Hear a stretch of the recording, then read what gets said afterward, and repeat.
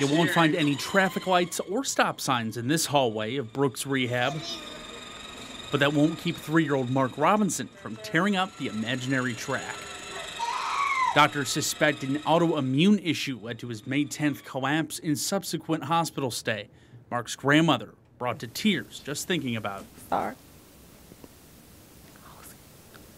It's the therapy, she says, that's essentially brought Mark back to a typical playful and rambunctious nature. 13 days, he actually got up one evening. My daughter came in, and I was like, he was like, I want to walk to my mom. So he actually got up, and he proceeded to walk. He was weakened in some areas, but once he strengthened back up, got his regular strength back, then he'll be back to normal. Steve Walczak and a group of physical therapy residents put together 6 of the cars over a weekend.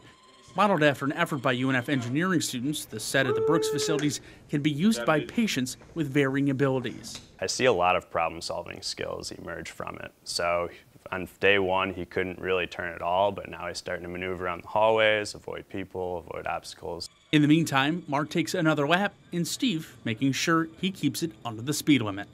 Reporting from the South Side, Alex Ositis, First Coast News, on your side.